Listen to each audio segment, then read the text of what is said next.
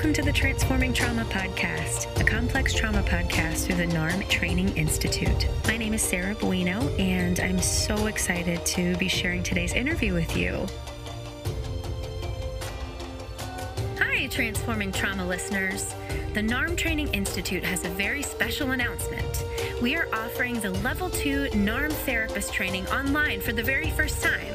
For anyone who may have been waiting for NARM training to come to your city or country, the wait is over. You can join us online starting in January 2021 for this NARM therapist training for mental health professionals working with complex trauma. This online training is an exciting opportunity to receive advanced, specialized training in addressing attachment, relational, developmental, and cultural and intergenerational trauma. For more information and to register, please visit www.narmtraining.com/level2online. We look forward to you joining our growing international NARM community and are inspired to work with you to bring NARM to your clients and communities in order to transform trauma. Hello, Transforming Trauma listeners. We're going to do something a little bit different with today's episode. Some of you may already know about the NARM Inner Circle. The NARM Inner Circle is an online membership program for those who are interested in learning more about the NARM approach for addressing complex trauma. And as an end-of-the-year gift to our loyal Transforming Trauma listeners, we're going to share here on the podcast a special topic webinar from the NARM Inner Circle. And this is a special opportunity to receive in-depth learning from the NARM creator, Dr. Laurence Heller, and senior trainer, Brad Kammer. In this webinar, NARM and Working in the Present Moment, Brad and Dr. Heller explore how NARM uses a phenomenological approach. Oh, that's a mouthful. And that means working in the here and now to resolve patterns of developmental trauma. NARM presents a unique way of addressing unresolved trauma that differs from many other treatments of trauma and revolutionizes our understanding of treating complex PTSD. They'll touch on such areas as how trauma patterns show up in the here and now, working in the present moment with personal history, how to avoid trauma reenactments with the therapeutic process, and spiritual dimensions of the NARM approach in supporting post-traumatic growth. They'll also be introducing several self-reflective exercises to support your own learning process. We invite you to pause the episode and take time to reflect during those exercises if you wish. We hope you enjoyed this end-of-the-year gift, and thanks again so much for your listenership in this, our first year of Transforming Trauma.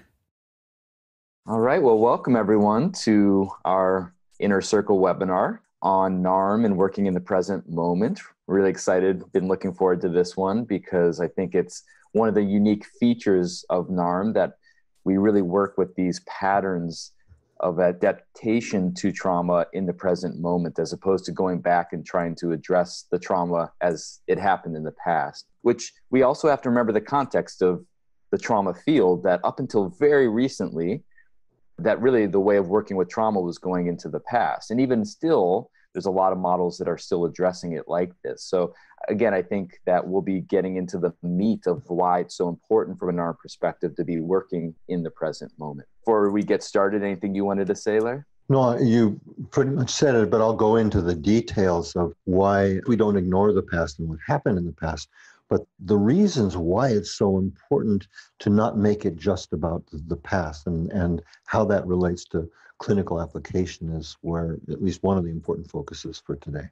So as you know, those of you that have been part of this for the last couple of years, we like to start with a reflective exercise. It's a way of engaging us more experientially, more embodied into the material we're about to dive into. So we're going to invite you, it's up to you whether or how you want to do these exercises, but if you're open to it, we're going to invite you to take a few moments to reflect on clients or situations where you find yourself having difficulty staying in the present moment.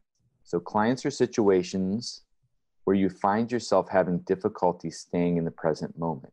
Let me maybe give a couple of examples. So it could be you're making your grocery list. It could be that you're having difficulty staying awake. It could be you find yourself daydreaming. Many other possibilities, but just to give you some ways that therapists struggle to be in the present moment. Yeah. And as you reflect on this and think of these experiences, we'll give you some time just to notice your internal experience. You might even find yourself now doing this exercise having trouble staying in the present moment, and that's okay. Just that could be part of the exercise, just taking some time to notice that.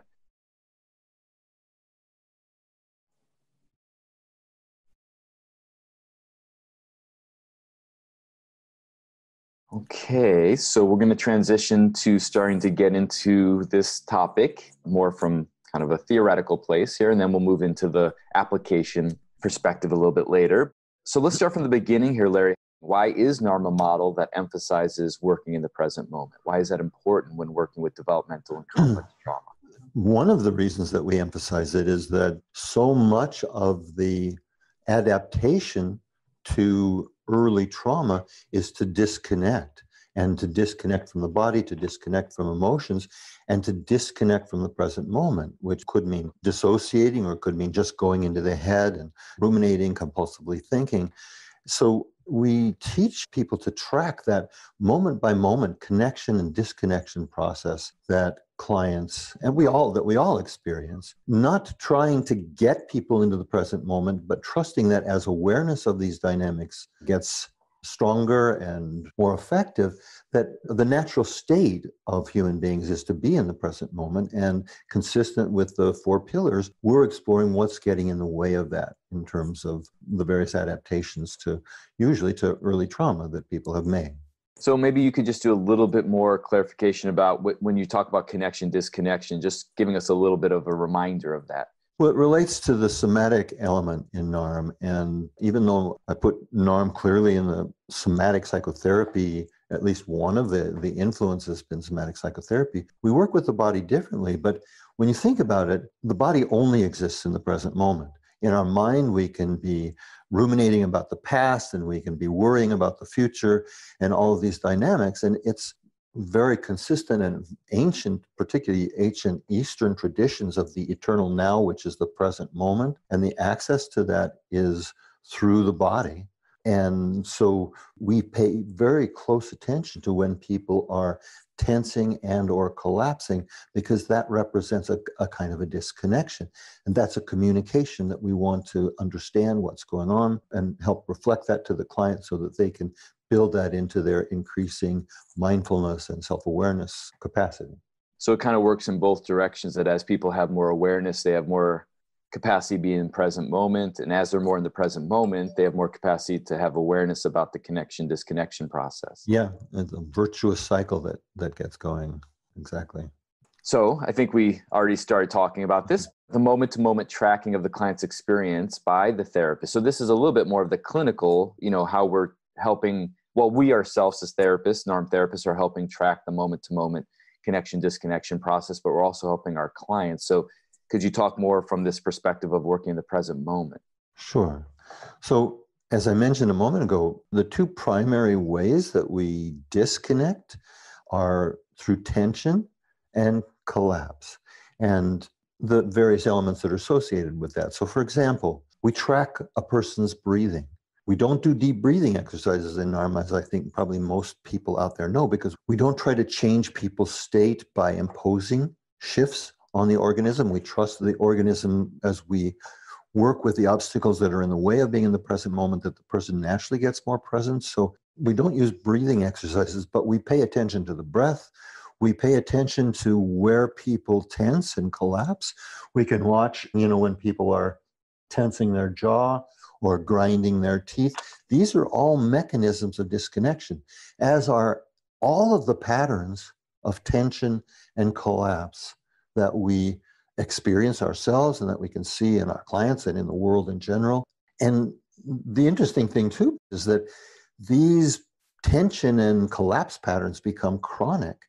And so that we're all living with some degree of disconnection at any given moment. Now, different degrees. And the only way that they can, they can change through some help with body work and other kinds of techniques, but really mindfulness, a certain kind of somatic mindfulness and a certain kind of self-awareness, and looking at what is frightening about being present to ourselves and other people. Those dynamics help us get increasingly present, increasingly in the present moment. Okay, so a lot to unpack there. Well, let me ask you more generally, what's the relationship between tension and collapse and dissociation? For example, when we're in a scary moment in a movie, and then whoever is, the protagonist or whatever, as they get out of danger, many people will find themselves, they'll start to breathe, because holding the breath is a way of disconnecting from emotions and a way of disconnecting from our body.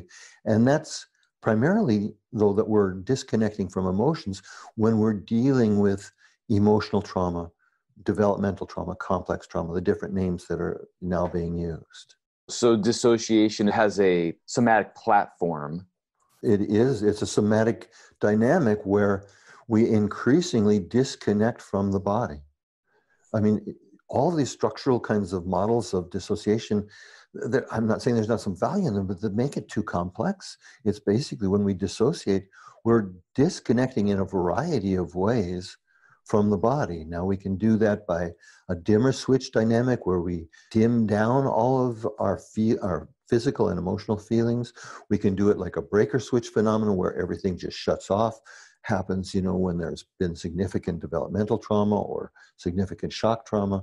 These are mechanisms, and we've talked about dissociation in other webinars, but there's a whole spectrum of dissociative responses, and they can all be tracked back to the body. That's the interesting thing, and they're all a disconnection from the present moment. We're living someplace else. We're not really there. We're projecting, we're imagining, we're fantasizing, we're speculating, all of the things that we as human beings tend to do. Yeah. This then leads me to this question. I'm sure a lot of therapists will relate to this, where you're talking with the client, and now clients have been so therapized that they have all this language or jargon. So they'll say, oh, I'm dissociated. Mm-hmm. So can you talk about in NARM how we might hold that and how we might work with that? If a client is telling us that they're dissociated, then I might ask them, how is it that you know that right now? And I also might point out to the fact that if they're aware of dissociating, they're not completely dissociated. Because the tricky thing about dissociation, as many people have experienced with themselves and with others, is that often we don't know. That's the plus and the minus of dissociation. We don't know that we're dissociating until we come out of it. Mm-hmm. And then all of a sudden, it's like we wake up and this bubble breaks and we're like, oh, where have I been? And there are simple examples of that. Like we do that when we're driving sometimes, and we don't remember how we got from place A to place B. That's a kind of a dissociative process. But mostly we're talking about more emotionally driven dynamics where people disconnect from themselves, the present moment, and the body and their emotions. So one part of it would be to ask them, how they know that, but another part would be to reflect on what might have been triggering them and of what you were reflecting on before they then said that they were dissociated. Absolutely is. So like if a person, and sometimes of course we have to let them know, we might reflect, I'm wondering if you're going away right now, because we can track, as people disconnect. And so then we start to then do what we call the deconstruction of experience. We back it up a little bit, and we want to know what was going on before they started to go away. And we slow that process down and stretch it out so that they can bring, and we in the Therapeutic Alliance can together explore what were the dynamics that were going on that felt threatening to the person, that they felt the need to start taking themselves away. Yeah. And so that's a very important piece of working in the present moment with the dissociative process and how dissociation takes us out of the present moment. Feels very important. You said something I think would be really useful to repeat for us. And I tried to write it down, but you said it pretty quickly. We don't change people's states by imposing shifts. We work with the obstacles that are in the way of them being connected to those states or something like that. So right. Could you just kind of talk a little bit more about what you mean by that? Yeah, in other words, many therapeutic models will you traditionally at least have used deep breathing exercises or progressive relaxation exercises. And for some people, those things can be fine to a certain point, depending on their psychobiological capacity. But overall, and particularly for the more early traumatized individuals, to impose changes of state from the outside can override the inbuilt protective mechanisms that they've developed. And we don't want to do that. Those protective mechanisms are what we want to explore. The so-called resistance in some traditional models is exactly where the important information is. Those are the obstacles that get in the way. Those are the learned obstacles. These are the ways that people have adapted to threat and difficulty and challenges, various and different ways of disconnecting from themselves and from others. And you say that the quote unquote resistance, those obstacles are the important things to explore because? Well, because that's what's keeping them out of the present moment. And that's why, for example, NARM can be integrated with a number of different models, but it can't be integrated with others.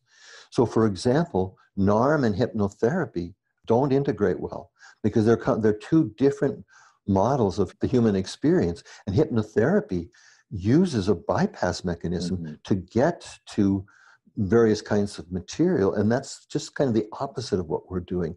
It's not what happened, but the adaptations to what happened, which is what you alluded to in the beginning, that create the symptoms that human beings experience. Yeah, I think maybe we should slow down for a moment because I feel like that's such a critical piece about, it puts a few pieces together about why we don't do all these we don't do resourcing. We're not doing certain kind of exercises in NARM that we're really exploring the obstacles, the strategies that people have developed as part of their early adaptations to failure in their environment, failure in their attachment. Right. For example, if somebody goes, like they're talking, they go like that, we will bring attention to that. Mm-hmm. But what we don't do, which is different from some other models, is that we don't initiate that. We don't say, well, let's see what happens if you start pushing against a pillow. That would not be a NARM intervention because, again, it's imposing change. In NARM, there's this profound trust and in the spontaneous movement towards health that hopefully everybody at this point has read. It's on the book, it's in our teaching, it's in all of the trainings. It's usually the first thing that I put up on the screen for people to look at, because this spontaneous movement towards health there's a part of us that's trying all the time to reconnect. And that impulse is what we're using, and then it's just our job to explore what are the learned obstacles that are in the way of that reconnection to being fully, or as fully as possible, present in the present moment.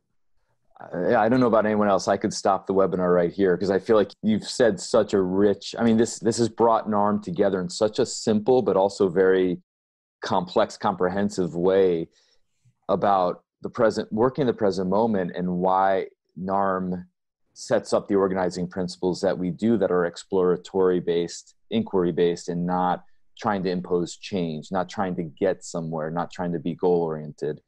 I don't know if I'm anticipating a later slide or not, but I can say a little bit more about the different orientation to the past. Because you see, the past is past. We don't talk about in NARM that people are stuck in the past, because it's just not true. They're not stuck in the past. The bridge between the past and the present are the adaptations that people have made. Those are present, and they're carrying those forward. Now, of course, and we see this again and again in NARM sessions, that as we work in the present moment with the disconnection, and as people start to reconnect, then spontaneously elements from unmetabolized, unworked through elements from people's past and their personal history emerge spontaneously in the therapeutic session. I'm hoping everybody has seen sessions where that happens, because it's really, in a way, as many times as I've seen it, it's kind of magical. It's like what was unmetabolized tends to surface organically and spontaneously when we're working in the present moment.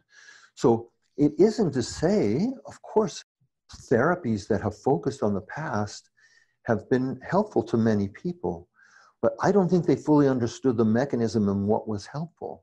Some people could make that bridge themselves. More integrated people were able to, they could see this, this thing happen, this experience or set of experiences when we're talking about developmental trauma I experienced that. I didn't realize that was connected to and so they're making the connection on a cognitive level, but because they're integrated, it's also affecting them emotionally and somatically. So of course, I'm not saying that NARM is the only therapy that's ever helped people, but I think we've refined the understanding of what it is specifically that is helpful. And that has to do with this present moment piece. Yeah. All right. So NARM differentiates between anxiety and fear. And how does that relate to working in the present moment? Well, it's part of our bigger model of emotions, but we make the distinction between anxiety and fear. Fear is a healthy response to an actual threat, and it mobilizes us to fight or flee. So that's a real emotion. Then it has a somatic interface and all of that, and then we initiate some kind of action, either to fight or to flee. But anxiety is, in NARM, is not considered emotion. It's considered a signal. And that's usually a signal that we might use the word unconscious, or material that has been out of people's awareness is starting to come to consciousness. And it signals the presence often of frightening emotions, could be frightening memories, could be other things, and the emotions that go with them. But they're very different dynamics. And one is emotion, fear. The other, again, is in another category, what we call a signal response. And in terms of, working in the here and now, working in the present moment, so are you saying that most things that would come up like in a therapy session would actually be expressions of anxiety as opposed to fear, unless there was some real threat that was happening in that immediate environment? Exactly. Yeah. So mostly what we deal with in the therapeutic session, as you're saying, is anxiety. And even remembered fears are, when we're experiencing them in the therapeutic session, they're coming up as anxiety. And we want to know, what is it that the person is really anxious about? And what is it that's starting to surface? Often we've seen, and this is a technique that we use that's very helpful for people with chronic anxiety, is that often they're really afraid of anger, their own anger. And that's a question that I will sometimes ask clients when they've had, years of anxiety, for example. I'll ask them, I'm curious about your relationship to anger. And very anxious people will tend to have a very common response, which is anger. What anger? I don't experience anger. I'm afraid of it when other people are angry, or I'm around angry people. That scares me. But I don't experience that much anger. And so we start to see, and then we explore, okay, well, what's that about? And we continue the exploration process. And we see then what it is about anger that eventually, again, with tact and timing, but we get to eventually what it is about anger that is so frightening. And as you and I have seen, Brad, pretty consistently, is that so often the fear of the anger has to do ultimately with the fear of the loss of the attachment relationship and the whole anger protest dynamic that we teach when we're teaching NARM. You kind of just ran through this, but I was going to ask you for an example. Like, let's say someone comes to you and says they want you to help them work through their fear of going to talk to their boss about a raise or something. And every time they think about going to talk to their boss, they get panic and, they can't even, get to the door. And they're looking at this as a fear response, right? And that's how they're bringing it up. And they talk about going into freeze and all this stuff. So how in NARM might you start to approach that client, working with that client? Well, first, I wouldn't put it completely in the category of anxiety, because it might also be that there is fear, and because they are picking up something. So I don't want to ever automatically assume that it's just anxiety, that it's just issues from the past, because there you're talking about a real life situation that could have economic impact, and we don't want to dismiss that in NARM. But at the same time, we're also assuming that some of this is most likely anxiety. Now, a less loaded kind of example would be this, what people call fear of public speaking, which is really anxiety about public speaking. And all kinds of anxieties come up about public speaking that then we can deal with mostly as their issue, particularly if It's just pride and shame and other issues that are riding on whatever it is that they're presenting publicly. I hope that isn't confusing to people, but sorting all these distinctions out here. You already talked a little bit about this, but anything more you'd like to say in terms of the role of the body in working with the present moment? Well, as people, and this works both ways, as people get into the present moment, they're more in their bodies. As they're more in their bodies, they're more in the present moment. Because, as I said earlier, the body only exists in the present moment. And we find that literally the mind quiets over time, and there's less perseveration and all the kinds of dynamics that anxious people tend to do, and increasing embodiment. And that's so important. It leads ultimately to what we call the embodied adult consciousness in NARM, where you're really present and there's an adult perspective and you're very much in your body here in the present moment. How about things like flashbacks or, where people are having somatic experiences based on something that did happen in the past? Well, they're happening in the present. There obviously something is being triggered. So of course we know that flashbacks happen and people get triggered. And then we just start working with what is it that's triggering these flashbacks? What's unfinished for them, particularly on an emotional level, that is emerging in the flashback?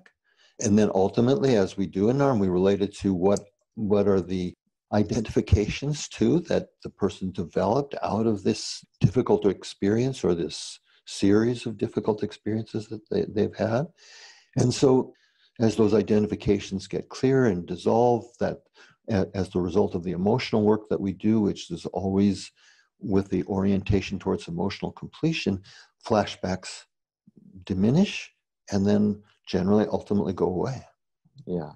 You mentioned this, but you didn't really go so much into it. But how do you work in NARM in the present moment with personal history?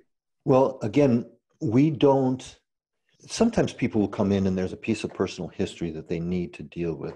We'll still deal with it as if it were happening right now, generally. It's not 100, it's not a hard and fast rule, but they're really telling us that there's something very unresolved for them that they experienced at some point in their life. And we never would ignore that because that's where the client is wanting to go and needing to go.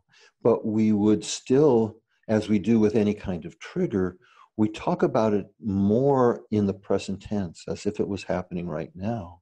And the point, you see, what we're really avoiding in NARM is regression, abreaction, and the possibility of catharsis, because those are not, people come in, every single one of us is to one degree or another regressed. We've all got elements of, regressed parts of ourselves, let's say. So we don't want to reinforce that in NARM. Sometimes you see abreaction and catharsis made the history even more real. So instead of making the past, it makes the past more present. Yeah. And I work with people who have been damaged by some of these kinds of very regressive approaches. So when we're dealing with these unresolved issues from the history, we're always working with at least 1 foot in the present moment. And so that we're not reinforcing whatever the patterns were that developed in the past. Yeah. Yeah, Larry and Dick Schwartz, the creator of IFS, did an interview for our podcast. You had this great conversation between the two of you where Dick mentioned an article that I had read a few years back that I quote all the time about the incredible dropout rate of people that are doing exposure therapy, and even more tragically, the suicide rate of people that for vets and stuff, when they're having to revisit these, like you said, it brings it more into the present. And so instead of them feeling like they're getting distance from it, which is what people in NARM always are reflecting, that they feel like something's lifted away from them. For them, it's getting more into the present. They're having more difficulty regulating that. Mm-hmm. And it was cool that you guys got to that, because that is the gold standard in current psychotherapy. I mean, I think exposure therapy is number 2 in terms of the most widely used models for trauma in the United States after CBT, or at least according to the government and stuff. So, and that fits with my experience, and it's often used with the people who are the most traumatized, which is just the opposite of what's, from my perspective, at least, from what's needed. Yeah. There was a good question that goes back about how in NARM do we ensure that flashbacks and the somatic and emotional reactions to it aren't re-traumatizing if we're not actively regulating fight or flight? Well, there are all kinds of prodromal reactions that we can see. And when we ignore them, that's when very intrusive imagery will tend to happen. So that we watch, that's why that moment by moment tracking, we can watch people going into either very high arousal states or collapse states. And we work with that dynamic in the moment as it's happening before they get to the place where they start to get all this intrusive imagery.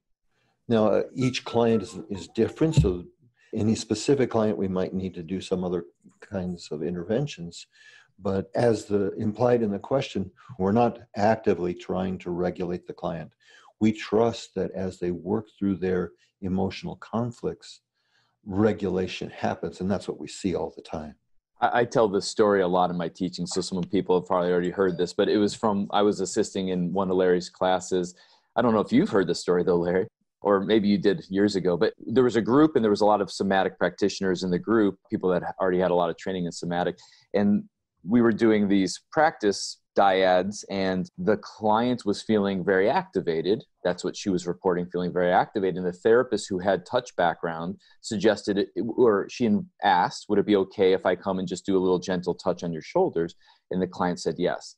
And then the client clearly relaxed. And during the debrief, one of the observers asked the client how that was to have that regulation from the therapist. And she said, actually, I didn't like it. And she said there was two issues that came up for me. One is I didn't want to say no to the therapist. I was taking care of the therapist because I felt like I was actually okay with the activation, but the therapist clearly wasn't. And the second piece was she felt like there was a bypass that happened, that she felt like there was something really important happening around her anger that was activating for her, and that she ended up regulating away from it as opposed to really being able to learn how to be with it in a different way. And she was actually quite, I wouldn't say upset, but she was a little bit like, I missed an opportunity to relate to this differently. So I always kept that in my mind because it's a really nice distinction of a real lived experience when you're moved away from your experience, even when it is activating, because emotions are activating, or they can be. One of the things that we implicitly communicate to our clients is that you don't have to run away from yourselves and you don't have to run away from your emotions. And by trying to regulate our clients, I've seen too often that the regulation is just exactly, going along with the story that you mentioned. It implies a lack of confidence in the person's ability to deal with challenging emotions. And we want to support the developing confidence that people have, that they don't have to keep disconnecting from their bodies and their emotions and the present moment, because the worst is already over. They've already, whatever this is, it's already over, and often happened to them when they were younger and had much less internal capacity to deal with it. And as adults, we trust that they tend to have the capacity to deal with whatever difficult emotions may be surfacing. And again, we don't use this language so much in NARM, but it feels like a corrective experience, because so much of when the therapist is holding, as soon as they feel distress coming from the client, they pull out a skill or some kind of technique. And, I just think of this corrective experience of early attachment where for children, those of us that had kids that had colic, we just held the baby and walked all night for 4 or 5, 6 hours in the middle of the night. And there wasn't anything we could quote unquote do to shift the state of the child. We just were present with them and patient and supportive and a certain kind of loving. And I think that the communication of the parent to the child is a similar communication that we as NARM therapists are providing for our clients. There's a certain kind of trust that's implicit in our being present in the moment with them, even when they are feeling this activation. And it's an interesting point too, is that trust is communicated to the clients. And so that's not something that we as therapists can fake. But when we have done our own personal work and we have that confidence, and we know that by definition, all emotions are time limited. They only go on indefinitely when we fight against them and resist them. that implicit trust that they can deal with these difficult emotions gets communicated. And so they're, in a certain sense, they borrow that from us and then make it their own. So you've mentioned this in previous classes. I don't think today you did, but you've talked about parallel processes in NARM. Could you talk a little bit more about that? Yeah, it has to do with the fact that whatever unresolved dynamics tend to occur, let's say they're talking about something that happened to them, but it's actually going on in the therapeutic process itself. And so we can deal with the here and now, or we can focus on what happened. But it's useful for therapists to be aware of the connection that these parallel process dynamics are happening all the time in therapy. And for us to be aware of that it just seems to be the way things work, that what's unresolved from the past and from their survival styles, whatever, is also then being expressed in the therapeutic relationship or in some elements that are going on in the here and now in the therapeutic process. So you mean actually like calling it out in a certain way in therapy, like working with the reenactments, so to speak? Yeah, by addressing it in a variety of ways. And then so often the client will make the connection, but sometimes we'll help the clients see the connection. We might say in the NARM kind of way that we do in asking questions, I'm wondering if you're seeing any connection between what you were talking about, in terms of your relationship with your father and what is you're experiencing in the therapy process today. So that particular way of working is certainly not unique to NARM. They made use of that in psychoanalytic and psychodynamic work, but I think we've taken it to a different level in NARM in the way that we integrate that into the work and helping therapists learn how to see that these parallel processes are going on all the time. For me, that's when NARM comes alive, or when therapy comes alive, is when it's happening real time. So instead of someone have to go back to talk about an experience that they had where they weren't feeling peace and they were feeling really agitated, and when it comes alive in the moment is when we can really work with the dynamics and the patterns. I find that to be that's why I like working with couples, even though it's challenging, because it's like happening right in this moment. It's not right that we're talking about it, but it's happening in the moment, so we can really work with the reactions as they're happening. Well, and the real difficult unresolved dynamics from the past do come up in the present moment, because we talk about the child's need to protect the attachment relationship, but people don't often experience that as adults. They're not consciously aware that that's at the root of things. What they think is that if I express my needs, I'll be rejected. Or if I say no, nobody will like me. And so from a NARM perspective anyway, that's trying to protect the attachment relationship, but it's the attachment relationship as it's being projected onto the relationship in the here and now. It's much more powerful. They might even develop the capacity to set better limits with their parents, if the parents are still alive, but they have difficulty with other people that are more direct relationships in their life right now. And that's why, again, you mentioned couples therapy. That's why relationships are such a challenge, because anything that's resolved in us will tend to come up in our relationship in a very alive and sometimes acute kind of way.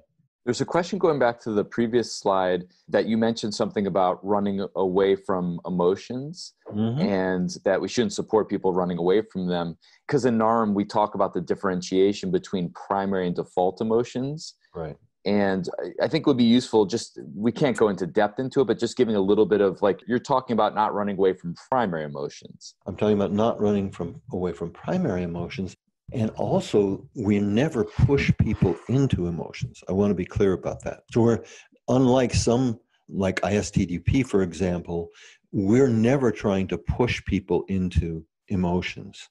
That's why there's so much respect for the so-called defenses, what we call protective mechanisms in NARM, that we help people be aware that they're running away without any intention to try and get them into whatever it is that they're trying to get away from. And that's a seemingly subtle distinction for therapists to get at first. I think after the first module or two, that gets pretty clear. But it is a paradigm shift, I think, for most therapists. Yeah, and for those of you that are newer to the Inner Circle, we did a previous webinar on differentiating primary and default emotions. So that would be something to visit. And also as part of your membership in the Inner Circle, you get an ebook that really goes deep into the NARM emotional completion model is what we call it, but really talks about the different ways that NARM holds emotions and how we work with emotional completion. So we haven't talked about this yet, and this is an important piece, is how does separation individuation, and you might want to define that too, Larry, how does that relate to working in the present moment? Well, originally separation individuation was used primarily to describe the process of what Margaret Muller called the psychological birth of human beings, and that the separation individuation process from the actual parents when they're little, and then the unresolved issues of separation individuation that people have carried with them. That's NARM languaging, not Margaret Muller's, but that people have carried with them into adulthood. So in NARM, we do support, and are consistent with that original model that Margaret Muller developed, although I don't worry about the sub-phases of separation individuation like she did. But ultimately, we're holding the possibility that people can separate and individuate from all of their old identifications, or most, particularly the dysfunctional identifications, the self-hatred, the sense of being defective, the sense of being not enough, the sense of being unlovable, the sense of not having a right to have a place in the world and not having a right to stand up and speak authentically to other people. All of those difficulties that we're supporting the capacity to separate from all of that, which is really, from a child's perspective, the separation individuation process, it's something that's natural and spontaneous, but when it didn't take place effectively, when adults work with it, it can often be frightening. But as soon as they turn the corner on that, it feels like such freedom, that they're being free. They're freeing themselves from all of these old identifications, which again, for those of you who are newer, those are not just mental constructs in NARM, they're psychobiological constructs. Every identification is held in the body in a particular way, in tension and collapse, like I mentioned earlier. So we're supporting, by coming increasingly into the present moment, we're separating and individuating from what was traditionally called the past and becoming more and more present. In other words, seeing the world through increasingly more objective lenses, not through the distortions of all of the old adaptations that we made to survive. That brings us back to what you said earlier about embodied adult consciousness, that we see the world more as it is, as opposed to how we had to view it through the filters of our adapting to trauma.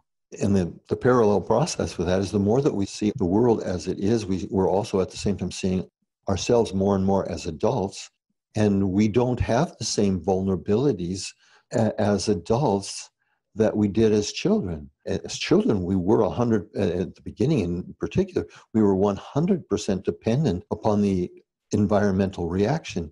As adults, many of us have carried those dynamics forward almost 100% at the beginning of the therapeutic process, but we become increasingly less dependent on the emotional reaction for our sense of self, for our sense of value, for our sense of worth, all of these dynamics. So it really is a process of liberation from the past. I always have to do this quotes because I don't, it's different than the way we actually language it in NARM, but I know that that's how many methods have talked about it. Yeah, another way I hold it and talk about it is it's moving from object to subject, because identifications are by definition objectification of the self and others. And so as we move into our more embodied adult consciousness, we become more subject as opposed to object, which goes back to why it's important to work in the present moment, the phenomenological perspective of really understanding how our clients are organizing their inner experience, because that subjectifies them. It moves them away from object into subject. Yeah, the paradox is that the more that we become increasingly objective and increasingly subjective, the more that we work on these old dynamics. So they come together. Yeah. So you've pretty much talked about projection. I don't think you use that word yet, but you want to say anything more about projection and how that works with the present moment? Well, a very simple way of looking at it is that when we're projecting, we're living in a fantasy. Even, for example, the very everyday projections that go on with when we're transferring Let's say we're transferring a parent or a combination of parents, the imago of parents, on to our partner or our workmate or our boss or whoever, is that we're living in a fantasy. We're not actually seeing them. We're seeing some kind of fantasy about them that we've drawn information from previous experience to create that fantasy. And projection is a psychobiological process, and it has to do with tensing, particularly around the eyes, but in other areas of the body, so that we're, what I've talked about in other webinars as the eye block, as it was described in earlier Reichian therapy, is like every therapist has seen clients as they start to dissociate and get more and more anxious that they're losing contact. They're not here in the present moment. They're into projection, dissociation, and all of these dynamics are happening in the present and as a result of some kind of fantasy. They're going into some remembered fear, which is in NARM terms anxiety, but it's not, there's no danger actually in the present moment. And many therapists have worked effectively with that by just getting the client, and they may say, well, look at me. So as soon as you engage the eyes, you see, then a person, some people at least, will start to come back to the present moment, and the fearful or anxiety-filled fantasies then diminish. Not exactly what we do in NARM, but that's other models will right, do. That's other models, exactly. Yeah. Although we might just invite somebody to actually look at something. Yeah. Because it does interrupt that process. So that would be something that we might do in NARM, because as soon as the person engages the eyes, then things start to change. And we see that in our training groups so often. How many workings, Brad, have you done and have I done, where the person comes up and at first they say, oh, I'm in front of all these people and I'm okay as long as I don't look at them. And it's scary to be up front here in the microphone and all of this. And as we do work on whatever theme they came up to work on, then they start to come out of the projections, and then they'll start to, on their own, start to orient to the group, and they'll start looking and making eye contact. So it's related to the exploratory orienting response that some people have learned in other models. It includes that. But it's more than that. It also deals with the psychological piece of projection here. They're no longer projecting the judgment and ridicule and all of the things that people tend to project when they get up in front of a group. Okay, getting into the clinical process, how does therapists efforting and caretaking take them out of the present moment? So often you see when therapists are compulsively efforting and compulsively caretaking, they're engaged in their own, was traditionally called enactment, and these days it's called more reenactment, but they're acting out some of their old identifications and survival style mechanisms, because so many therapists are very responsible people, so that's not a bad thing, but then it turns in, they have this idea that things will only happen if you effort. And also many therapists learned to be caretakers at very early ages, and they're reenacting that dynamic with their clients, and it gets in the way of us being present and being curious and really being with and engaged with our clients. So we got one last slide here, and I bookmarked earlier in the webinar, you made this comment about Eastern traditions having something called the eternal now. Right. And, I don't think in 5 minutes we can go so far into the spiritual aspect of working in the present moment. But if you could just give us a little teaser, because we will be covering this in other webinars, and those of you that come into our trainings, you'll be getting more of this. But can you give us a little bit of teaser around this spiritual element? Yeah, as I mentioned, the eternal now, which is so much a part of many different Eastern traditions, that everything else is fantasy. And in a way, that's very consistent with how we hold it with NARM. And the only thing that is actually real, the only thing that we can really know is right here, right now. Everything else is in some way either speculation or memory, but it's not a real memory, because memory is not accurate. It's distorted memories that we have from the past. And so ultimately it supports a certain kind of flow as people come out of fantasy and into their bodies and into the present moment. There is a kind of a flow and coming back to the heart and feeling connected and feeling expansion and all of these elements that so many of our clients report and that we see when we do workings in the group and in our groups, in our training groups. So there is what many people would consider and recognize as a spiritual aspect to some of the deeper underpinnings of NARM. Interesting enough, too, it was something that Dick Schwartz and I agreed on. There were other things, a number of things that we did have in common, that some of which surprised me, but I don't think he would disagree with that last statement, that's kind of built into his work as well. Yeah, and again, I think it's important to hold historical understanding because, we're in a different time and era in 2020. But up until 20 years ago, talking about spirituality and psychology would have got you completely pushed to the fringe. We've come a long way to have... I was there. You were there, that's right. Yeah. I just think that the way we bring it, I'm very biased, of course, but the way we bring it and have integrated into NARM through the heart and heartfulness.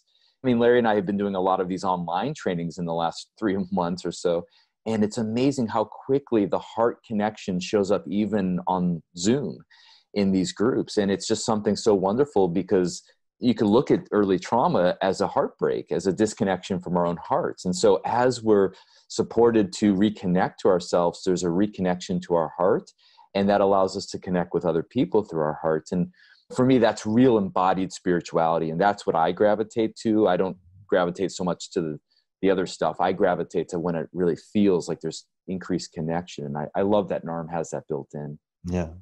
Okay, so the last reflective exercise as we wrap this up is we're going to invite you, if you're open to this, to take a few moments to reflect on a time when you felt yourself particularly present. And as you reflect on this, just to spend some time noticing your internal experience.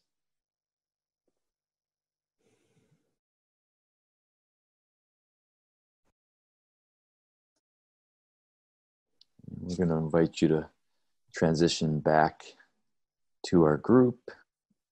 So just want to thank you, Larry, very much for continuing to guide us and provide mentorship for all of us that are working in NARM and working in this field of complex trauma. And thank you, Brad, too, for all the great collaboration that we have here. I enjoy so much. Me too. Yeah. And thank you to all of you for doing the great work that you're doing. We need it more than ever in the world right now. So appreciate that. And this becomes our kind of home base to deepen and, reintegrate in NARM. And then we can go back out into the world a little bit more recharged, hopefully. So take care, everyone. If you enjoyed this episode, we invite you to check out the NARM Inner Circle, where we host NARM topic webinars like this one every month. Some topics that we cover are differentiating shock and developmental trauma, working with shame, self-hatred, and self-sabotage, complex trauma and addictions, relational trauma, intimacy, and sexuality, addressing burnout and the helping professional, and the NARM approach for supporting personal and spiritual growth. To learn more about the Inner Circle and sign up for a free 2-week trial, please visit www.narmtraining.com/free trial. Thanks so much for joining us for today's episode. If you want to learn more, you can check out the show notes or visit us at www.narmtraining.com/transformingtrauma. The NARM Training Institute has a very special announcement. We are offering the Level 2 NARM Therapist Training online for the very first time.